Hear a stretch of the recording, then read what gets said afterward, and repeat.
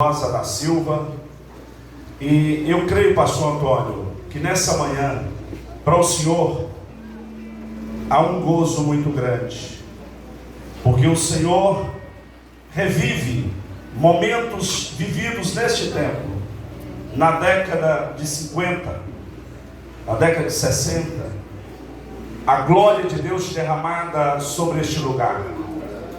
Esse templo, eu havia feito uma confusão na informação, mas esse templo ele vai ir até mais aos fundos. Era um templo mais comprido, mas aqui nasceu a banda de música que existe no nosso ministério. Então aqui tinha banda de música, coral, igreja lotada. Esse templo, irmãos, foi daqui que emergiu, foi daqui que saiu tudo que nós temos no nosso ministério.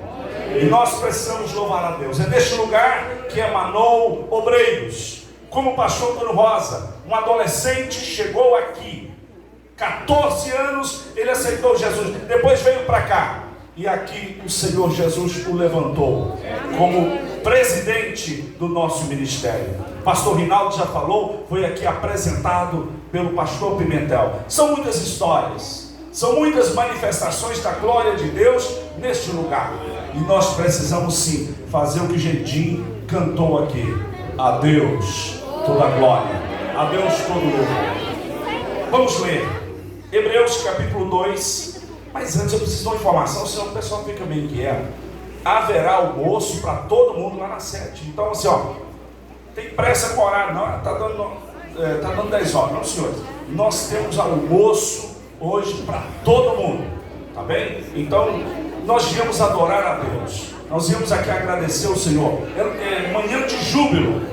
Então não tenha pressa, eu vou trazer uma palavra, pastor Antônio Rosa ainda vai trazer uma palavra, e a banda de música ainda vai tocar. Então eu quero que os irmãos não saiam, porque Deus tem bênção para a sua vida. Hebreus capítulo 2. Portanto, convém nos atentar com mais diligência para as coisas que já temos ouvido, para que em tempo algum, nos desviemos delas.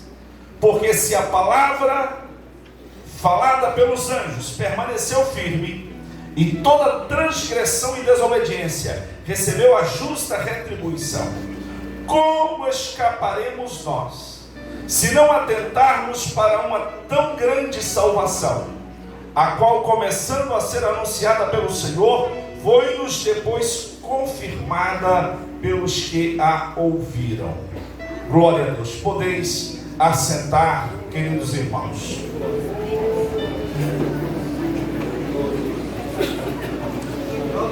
Ontem à tarde, eu estava na minha casa e eu buscava uma mensagem para pregar aqui à noite. Eu queria pregar sobre a igreja, a origem da igreja. Mas tudo que eu tentava, eu não conseguia.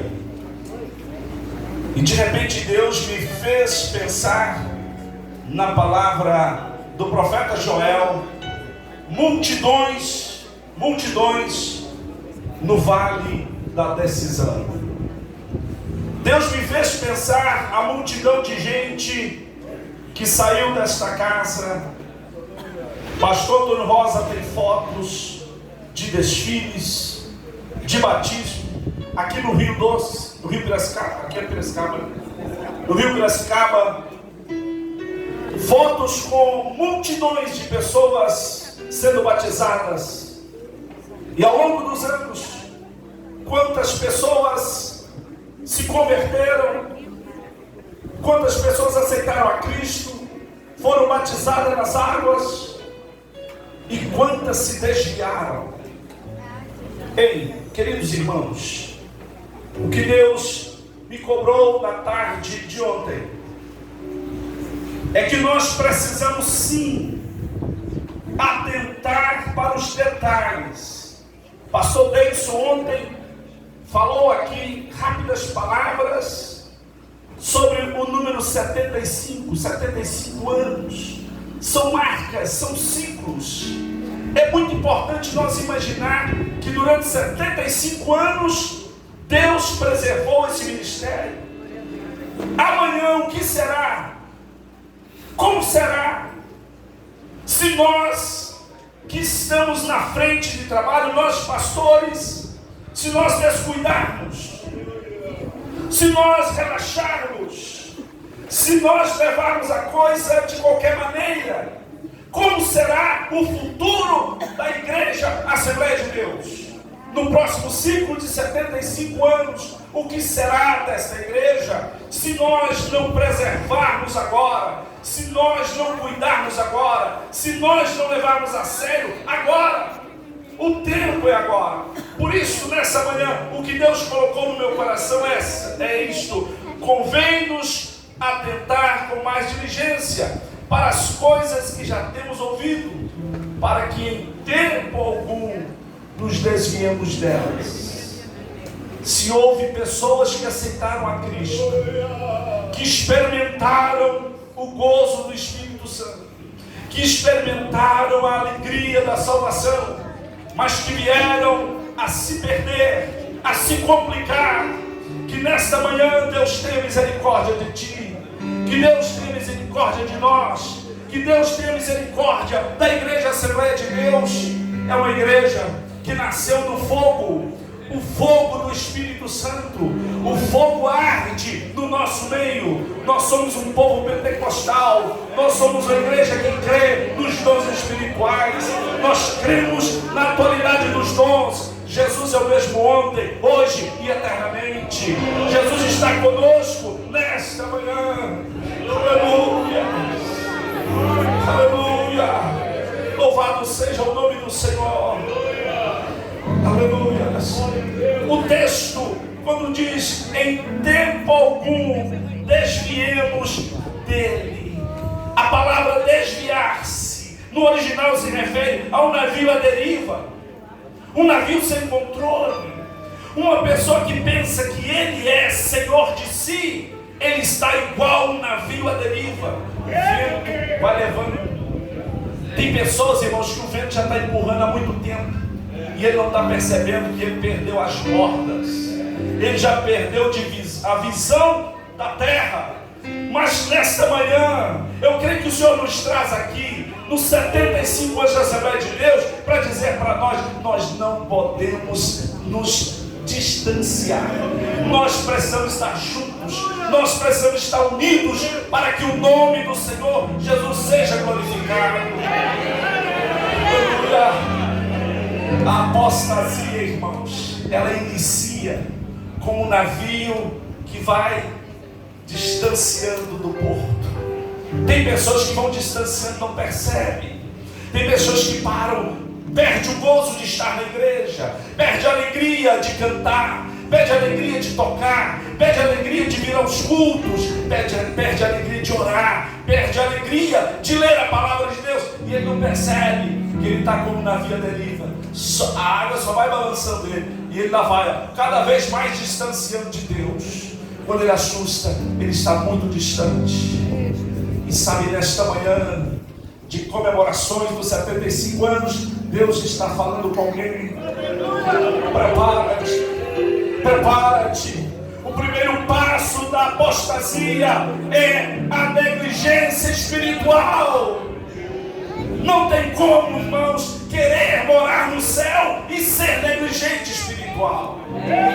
Não há como chegar no céu se levarmos a vida de qualquer maneira. Deus nos chama a conserto. O texto que eu li ontem, que Deus falou comigo, vai chegar o dia, no vale da decisão. Aquele dia é dia de juízo, é dia de julgamento. Mas hoje eu entendo que é dia de decisão. Eu decido se eu quero servir a Deus ou não. Eu tenho liberdade. Eu tenho liberdade de escolha. Essa manhã, meu conselho que eu dou a todos: acheguemos-nos com mais diligência, com mais disposição à presença do Senhor Jesus Cristo, porque Ele está conosco. Em Lucas capítulo 15, versículo 4 a 6, diz assim: que homem dentre vós tem 100 ovelhas e perdendo uma delas, não deixa no deserto as 99, e vai após a perdida até que vem achá-la, e achando-a, a põe sobre os ombros, cheio de júbilo, e chegando à sua casa, convoca os amigos e vizinhos, dizendo-lhes: alegrai-vos comigo, porque já achei a minha ovelha perdida. Se o navio deriva, é o início, é como alguém que começa a afastar-se de Deus. A ovelha perdida é a ilustração mais conhecida quanto a pessoa apóstata. É o cordeiro desgarrado, é o cordeiro que não tem pastor. Se encontra com ele na rua e diz: eu sou crente, pertenço à igreja, mas você não vê ele na igreja, ele está fora do aprisco. E nós precisamos cuidar das ovelhas que estão dentro do aprisco. Nós, pastores, temos que zelar pelas ovelhas que estão dentro do aprisco, mas zelar também pelas ovelhas que estão desgarradas. Será que nós paramos de visitar? Será que nós paramos de ir atrás da perdida? Será que nós, pastores, nós obreiros, paramos de correr atrás daqueles que já não estão mais no aprisco? Nós precisamos entender, irmãos, nós somos pastores de ovelhas. Nós somos separados para esta obra. Nós não podemos brincar de ser pastores. Nós temos que levar a sério o que Deus colocou na nossa mão. Tem um cajado na tua mão. O cajado não é para bater. Tem muita gente que pensa que cajado é para bater na ovelha. Não, senhores, cajado é para puxar a ovelha do buraco. O cajado, ele tem uma curva. Ali você puxa a ovelha pelo pescoço, pela perna, mas é para puxar, não é para bater. Para bater a vara. A vara é para bater. Tem hora que precisa da vara, mas o cajado não é para bater. E Deus colocou um cajado na tua mão. Deus colocou palavra na tua boca. Deus te deu unção. Deus te deu autoridade. E você não pode deixar as ovelhas se perderem. Nós precisamos levar a sério essa questão da ovelha perdida. Nós não podemos permitir que a ovelha se perca sem eu ir atrás. Tem ovelhas que você vai atrás e ele não está nem aí. Eu já deixei um presbítero 2 anos sem vir na igreja. E alguém falava: pastor, exclui ele, pastor, manda embora, pastor, exclui. Eu não excluí. Um dia eu fui na casa dele, 2 anos depois de muitas visitas, muitas tentativas, 2 anos depois, ele veio chorando. Ele falou: pastor, a pressão que eu estava dentro de mim, eu custei entender. Eu não estou em pecado, eu não adulterei, eu estou bem com a minha esposa, mas veio a friagem espiritual. Eu não tinha força, eu não tinha alegria, eu não tinha disposição. O Senhor me ajuda, pastor? Eu ajudo, porque nós somos pastores. Aleluia. Deus não nos chamou para matar. Deus nos chamou para salvar. Deus não nos chamou para destruir. Deus nos chamou para abençoar. Levanta a sua mão assim. Em nome de Jesus, essa mão é para abençoar e não amaldiçoar. É para abençoar e não amaldiçoar. É para abençoar e não amaldiçoar. Aleluia. Aleluia. Aleluia. Contrastando o que eu disse do papel do pastor, existe também o papel da ovelha. A ovelha que segue o seu pastor. Há uma promessa bíblica que este receberá galardão, receberá vida eterna. É convicção de vida eterna, porque segue, porque obedece, porque está disposto. Louvado seja o nome do Senhor. O terceiro exemplo que a Bíblia apresenta está em Lucas 16, versículo 13. Ninguém pode servir a 2 senhores, porque ou há de aborrecer-se um e amar o outro, ou se devotará um e desprezará o outro. Aqui fala do servo desobediente. Todo crente é chamado de servo. Em decorrência disso, o servo desobediente, ele é o símbolo do apóstata. O apóstata é aquela pessoa que é contrário, ele não quer. ele é contrário até a Deus, ele é contrário à Bíblia. Nada que prega ele concorda. Tem gente que discorda de tudo. Irmãos, aqui não tem homens perfeitos, aqui não tem mulheres perfeitas. Vez por outra, alguns de nós falham. E tem gente na igreja que quer exigir de nós perfeição. Sabe o que Paulo diz? Paulo escrevendo aos Filipenses, ele diz: não que eu seja perfeito. Mas olha, o que Paulo está dizendo? Eu estou caminhando para o alvo. Aleluia. Até chegar à estatura de varão perfeito. Um dia nós estaremos com o Senhor para sempre. Ali sim será gozo, paz do Espírito Santo. Aleluia. Distanciar-se um pouco de Cristo não parece ter efeito negativo imediato sobre a vida espiritual da pessoa, mas quando assustar, ele não consegue mais ver Deus, ele não consegue mais ver o seu pastor. Não, pastor, vou dar só uma voltinha no mundo. Irmãos, eu tenho uma triste história que aconteceu com um presbítero da igreja. Eu já contei em outra ocasião, mas eu acho que é muito propício. Eu era pastor no Iguaçu. Eu descia a rua Gess, eu morava lá no Gami. Quando eu estou descendo, uma irmã me parou e falou: pastor, para aqui. Me mostrou uma pessoa, falou: o senhor conhece essa pessoa? Eu falei: não conheço. Ela disse: o senhor conhece? É o fulano de tal. Eu falei: é você? Ela falou: sim, sou eu. Ele estava cabeludo, barba aqui. Eu falei: olha, realmente eu não te conhecia. Eu falei: irmã, a senhora permite eu entrar na sua casa para conversar com esse rapaz? Ele falou: não, eu estou com pressa. Eu falei: não, eu preciso 1 minuto seu. Eu entrei na casa da irmã com aquele rapaz e comecei a falar com ele. Eu falei sobre a volta de Jesus, falei sobre o trabalho dele. Falei: rapaz, eu já te vi subindo morros, carregando caixa nas costas para evangelismo. O que aconteceu com você? Falou: pastor, o mundo é bom demais. Eu estou aprofundado neste mundo. Mas tem uma coisa, eu não vou ficar lá não, é só mais um ano. É só mais um ano. Tudo que o mundo oferece, eu estou vivendo agora. Falei: e a sua família? Ele disse: não, minha família eu separei, mas eu vou voltar, daqui a 1 ano eu volto para ela. Eu estou lá na Europa, eu estou aproveitando. Pastor, é bom demais.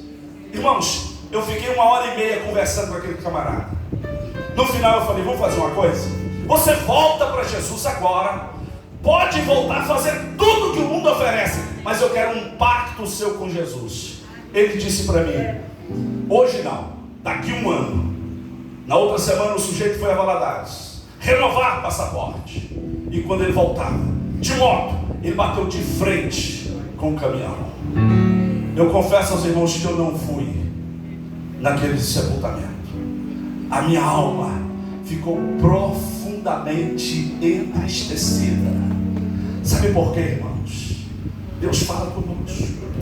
A palavra de Deus diz assim: se hoje ouvirdes a voz do Espírito Santo, não endureça o vosso coração. É maneira de abrirmos o nosso coração e dizer: Senhor, entra, faça morada no meu coração, não permita eu me afastar de ti.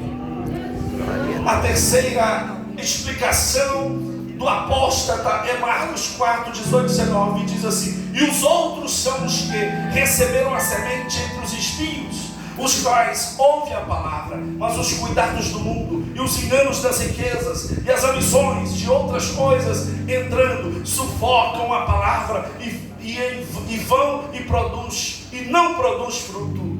A apostasia, irmãos, não é uma coisa assim: o camarada está andando aqui, de repente caiu no buraco. Não, a apostasia é um processo gradual. Começa esfriando espiritualmente, começa distanciando, já não está mais ancorado. A âncora foi recolhida e ele começa a nadar tranquilamente, ele começa a distanciar-se. E essa planta sufocada é como uma semente que cai entre os espinhos. Ela começa forte, ela começa, porque debaixo do espinheiro, por incrível que pareça, é lugar bem estercado, a terra ali é ótima. Se você conseguir tirar aquela terra para suas plantas, é excelente, mas ela nasce com força. Mas de repente os espinhos sufocam. Os prazeres dessa vida são bons, são coisas maravilhosas aos olhos dos homens. Apostasia, irmãos, é qual a planta que é gradualmente sufocada pelas ervas daninhas. Essas ervas daninhas, elas podem estar na teologia que você está estudando. Pastor, eu não estou em pecado. Pastor, eu não estou em adultério. Mas o que você está comendo? Tem gente que está morrendo comendo teologia errada, teologia que coloca Cristo em outro lugar. Toda teologia que tira Jesus do centro, porque Cristo tem que ser o centro da nossa teologia. Cristo é o centro da nossa fé. Cristo é o Senhor da igreja. Qualquer teologia que venha tirar Cristo do centro é erva daninha que você está comendo. Qualquer outra coisa que te afastar de Deus é erva daninha. Uma pessoa num dia parece muito forte espiritualmente, mas no outro cai num pecado grosseiro. Esse pecado grosseiro, para quem está vendo, não é engraçado. O camarada estava bem, de repente ele caiu. Não é que ele caiu, ele já estava desviado há muito tempo. Ele já estava se desviando há muito tempo. O pecado grosseiro acontece quando alguém negligencia. Não sejais negligente com as coisas espirituais. Irmãos, crente tem que vir para a igreja, crente tem que adorar a Deus, crente tem que ler a Bíblia, crente tem que orar. A nossa igreja nasceu no fogo, nasceu orando, nasceu pregando, nasceu anunciando que Jesus salva, Jesus cura, Jesus liberta, Jesus batiza com o Espírito Santo. Em breve Ele voltará. Aleluia, aleluia. O processo da negligência gera um distanciamento, gera esfriamento e, por último, a morte. Um diácono da igreja, eu fui visitá-lo, afastado. Ele tinha um tumor. Eu nunca tinha visto um câncer daquele jeito. O câncer dele saiu para fora, aqui do lado direito, um calombo assim, ó, desse tamanho. E eu disse para ele, eu não cito nomes, irmãos, é porque essa pessoa também marcou muito a minha história. Eu disse: meu irmão, você foi batizado com o Espírito Santo? Sim, pastor. Pastor Pimentel orou por mim. Eu creio, não perguntei porque tem muitos anos, não sei se provavelmente é desse tempo. Ele era aqui de Timóteo. Pastor Pimentel orou. Eu fui batizado com o Espírito Santo. Ele me consagrou ao diaconato. Eu falei: mas por que você se afastou? Aí ele arranjou uma série de desculpas. E eu disse para ele: volta para Jesus. Ele falou: não, eu não vou voltar agora, porque se eu voltar, eles vão dizer que eu estou voltando porque eu estou doente. E o câncer aqui, irmão, o negócio estufou para fora. Falei: olha, não olhe para os outros, pense, olha para Jesus. Faça um concerto com Jesus primeiro. Jesus te ama, Ele perdoa os seus pecados. Ele disse: não, se Jesus me curar, eu volto. Fiquei 2 horas com aquele diácono desviado. Orei com ele. Ele disse: não, só volto se Jesus me curar. Irmãos, é incrível. A ovelha desgarrada, nem todas querem sair do buraco. Mas o meu dever, o meu papel é ir buscá-la. O meu papel é ir socorrê-la. Na outra semana, aquele diácono morreu. Os únicos 2 sepultamentos que eu não fui, porque minha alma estava tremendamente triste. Mas essa manhã Deus fala comigo e com você: convém-nos atentar diligentemente para as coisas que já temos ouvido. Você sabe o dom que Deus te deu, você sabe o ministério que Deus te deu, e nós não podemos brincar. É tempo de conserto, é tempo de nós chegarmos mais ao Senhor, porque Deus espera de nós. Aleluia, Deus conta conosco. Essa geração não pode fracassar. Geração do pastor Antônio Rosa foi guerreira, geração do pastor Antônio Rosa foi forte. Essa geração não pode fracassar, no nome de Jesus. Glória a Deus.